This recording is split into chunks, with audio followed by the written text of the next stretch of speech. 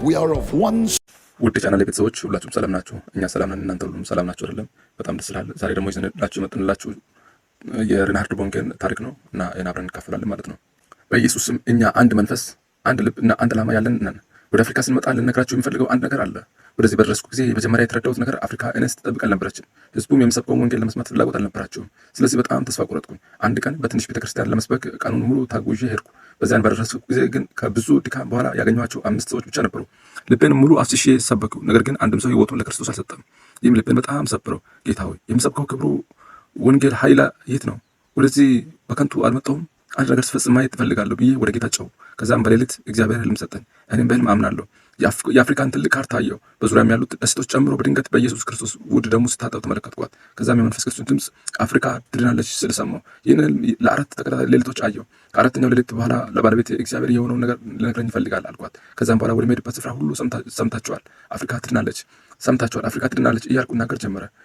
ከጀርመን የመጡ አብረውኝ የሚያገለግሉ ሚስዮናውያን ግን ሬንሃርድ አንተ አብድሃል፣ ስለዚህ ይህቺን ሀገር እንዲህ ስለ አፍሪካ አትናገራሉኝ።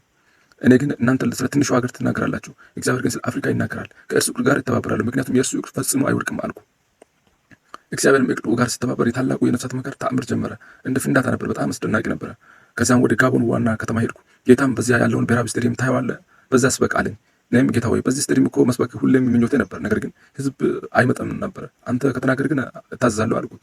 ወደ ስልጣናት ሄጄ ስቴዲየሙን ለመጠቀም ተመዘገብኩ። ከዚያም ከቤተ ክርስቲያን ወደ ቤተ ክርስቲያን እየዞርኩ ከ4 ሳምንታት በኋላ በብሔራዊ ስቴዲየም የወንጌል ጉባኤ ይኖረኛል፣ እባካችሁ ኑ እያልኩ ጋበዝኩ። ነገር ግን ማንም ሊተባበረኝ አልፈለገም። አንድ ፓስተር ብቻ ነበር የተባበረኝ። እርሱም በቤተ ክርስቲያኒቱ ላይ 40 አባላት ብቻ ነበሩት። በውስጤም በብሔራዊ ስቴዲየሙ ከ40 ሰዎች ጋር ብቻ ይቆማሉ እያልኩ ነበረ።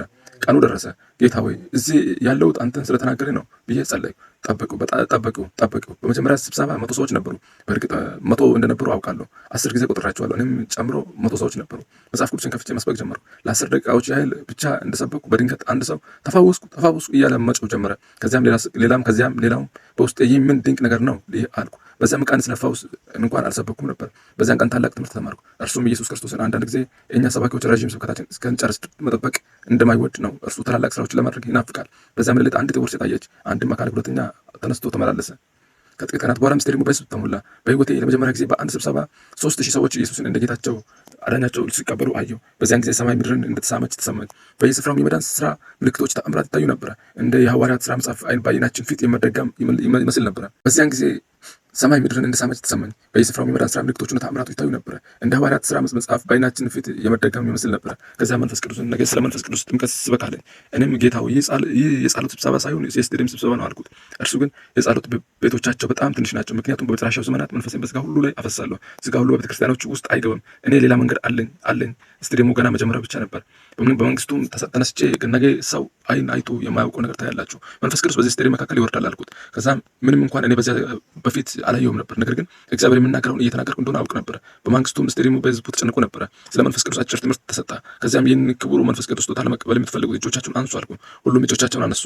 አሁንም አይናቸውን ጨፍኑ፣ እጆቻቸውን ወደ ሰማይ አንሱ፣ በአንድነት ሃሌሉያ እንበል አልኩ። ሁሉም አይኖቻቸውን ዘጉ። እኔም ግን አልዘጋውም። ምን እንደሚሆን ማየት ፈልግ ነበረ። በድንገትም ከስቴዲየሙ ግራ አቅጣጫ የሚመጣ ትልቅ ማዕበል አየሁ። ቀስ እያለ ህዝቡ ሁሉ እየሸፈነ ይመጣ ነበረ። ያ ማዕበል ሰዎቹ በነካ ጊዜ ሁሉም ወደ ኋላቸው ወድቀው መንፈስ ቅዱስ እንደሰጣቸው በሌላ ሊሳን መናገር ጀመሩ። መንፈሴንም በስጋ ሁሉ ላይ አፈሳለሁ የሚለው የእግዚአብሔር ቃል በዓይኔ ፊት ሲፈጸም አየሁ። እንደ ትንሽ ልጅ እያለቀስኩም አምላኬ ሆይ ይህ በእውነት ይቻላልን አልኩት። ከዚያም ቀን ጀምሮ ግን አንድ ነገር በልቤ ተቀረጸ፣ ከእግዚአብሔር ጋር ሁሉ ነገር ይቻላል። ከዚያም በኋላ በዚያ ነው የወንጌል ጉባኤ 10,000 ሰዎች ህይወታቸውን ለኢየሱስ ክርስቶስ ሰጡ። በቀጣዩ ጉባኤም 30,000 ሰዎች ተሰባሰቡ። ከዚያም በደቡብ አፍሪካ ኬፕታውን በአንድ አገልግሎት 75 ሰዎችን አየሁ። ለባለቤቴም ውዴ ይህ የእግዚአብሔር ከፍተኛው ገደብ ይመስለኛል አልኳት። ወዲያውኑ ግን መንፈስ ቅዱስ ገሰጸኝ። ሬንሃርድ እግዚአብሔር ገደብ የለውም አለኝ። ሃሌሉያ! ይህ አስደናቂ አይደለምን?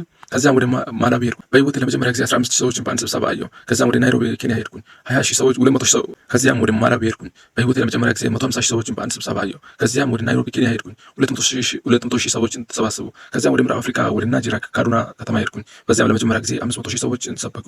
ግማሽ ሚሊዮን ሰዎችን በመድረኩ ላይ ያሉ ፓስተሮች ያለቅሱ ነበረ። ለምን ታለቅሳላችሁ ብዬ ጠየኳቸው። አንተ የማታውቀው ነገር አለ እየሆነ ነው አሉኝ። አብዛኞቹ እነዚህ የተሰባሰቡ ሰዎች ሙስሊሞች ናቸው አሉኝ። ሃሌሉያ! የኢየሱስ ፍቅር አይደለም። አሜን። ወንጌል በግልጽና በእውነት ሰበኩ።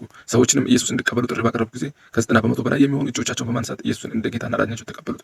በዚያን ሌሊት ከእኔ ጋር ያሉት የአገልግሎቱ ቡድን ሆቴል ራት እየበሉ ነበር። እኔ ግን መብላት አልቻልኩም። የእግዚአብሔር ክብር ልቤ ሞልቶ ነበረ። በልቤ ያለውን ነገር ታውቃላችሁ አልኳቸው። ምንድን ነው ብሎ ጠየቁኝ። እኔም ኢየሱስ ክርስቶስ ነፍሳትን በዚህ ፍጥነት ማዳን ከቀጠለ አንድ ቀን ሰይጣን ብቻውን በሲኦል ይቀመጣል አልኩ። ምንም እንኳን በስነ መለኮት ትክክል አገላለጽ እንዳልሆነ ባውቅም ይህ የልብ ምኞት ነበረ። ምክንያቱም ሲኦል ለሰው ልጅ አልተዘጋጀም፣ ለሰይጣንና ለመላእክቱ የተዘጋጀ ነው። ስለዚህ ሰይጣን ወደ ሲኦል፣ ህዝቡ ወደ ሰማይ ስል በእውነት የመጽሐፍ ቅዱስ እውነትን የምናገረው በኢየሱስ ክርስቶስ በርቱ ስም አሜን። ከዚያም በኋላ ህዝቡ እየበዛ ሄደ። 75,000 ሰዎች፣ ከዚያም 1 ሚሊዮን ሰዎች። ከዚያ በኋላ በህዝቡ እየበዛ ሄደ። 750,000 ሰዎች፣ ከዚያም 1 ሚሊዮን ሰዎች፣ 1.3 ሚሊዮን፣ 1.6 ሚሊዮን ሰዎች በወንጌል ጉባኤ ተሰባሰቡ። ከ1987 ዓመት ጀምሮ ኢየሱስን እንደ ጌታና ዳኛቸው የተቀበሉ ሰዎች ቁጥር መዝግበን እንይዛለን። ከ1987 ዓመት እስካሁን ድረስ 74 ሚሊዮን ሰዎች ህይወታቸው ለኢየሱስ ክርስቶስ እንደሰጡ ተመዝግቧል። ይህ አስደናቂ አይደለምን?